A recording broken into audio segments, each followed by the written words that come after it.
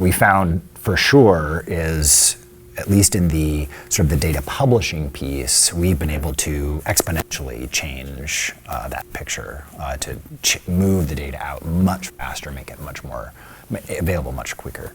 So for us in the chronic disease area, the ones that fall with us around tobacco use and nutrition and physical activity, those have been actually some of the first large data sets to move out into our centralized open data platform.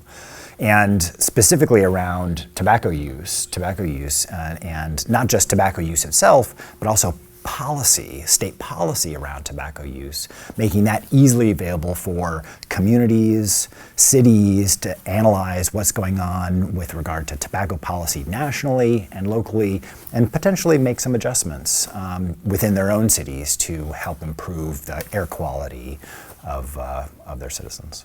And so we started small, really small, to demonstrate what it could do and some of the improvements and the efficiencies that we could get out of doing it. And from there, once we launched with the tobacco use and tobacco policy data, literally within 6 months, we had 9 other programs standing in line, waiting to move their data out to make it more accessible. And we had a hard time keeping up.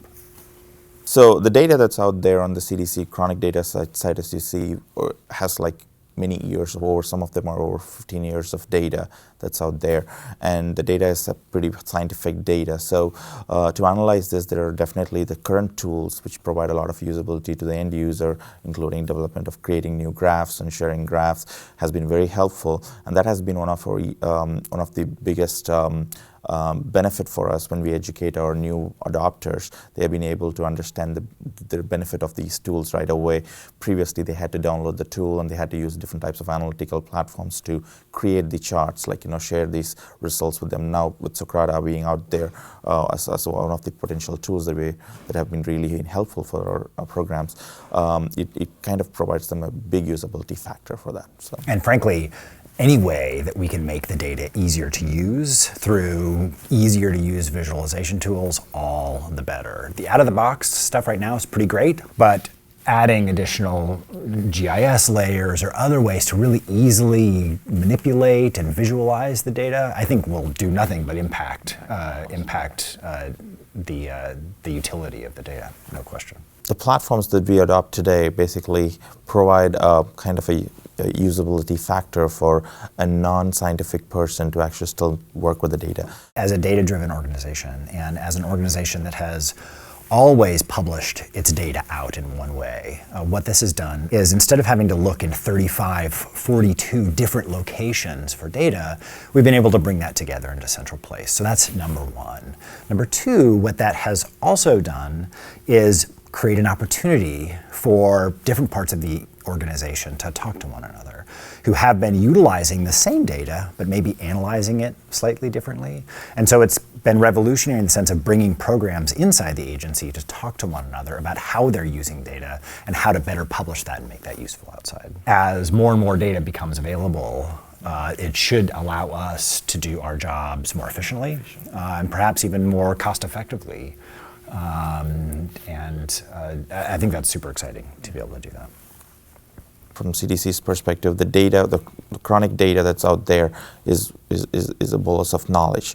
But to look at it from a holistic view, we need to have data accessible from other spaces to kind of provide a better perspective of the data itself. Yeah, and we're seeing some specific examples of state health departments directly being able to take direct feeds from our sites, make them specific to the Montana Department of Health and to their community and their population in real time, which is pretty exciting. There's so much data that's out there. It's about for us to see how to utilize it. And tools, the open data is one of those potential sources of data sets that's going to be available. And I think with the Internet of Things, the hype around the usage of Internet all over this, every activity starting from morning to go to sleep, everything is connected to the world and it's generating data. There's so much data out there, and we need to find bigger ways to bring all these different non-traditional data sets and merge them with traditional data sets and behavioral data and things like that. There's so much of derivations to be made out of it for our better good. So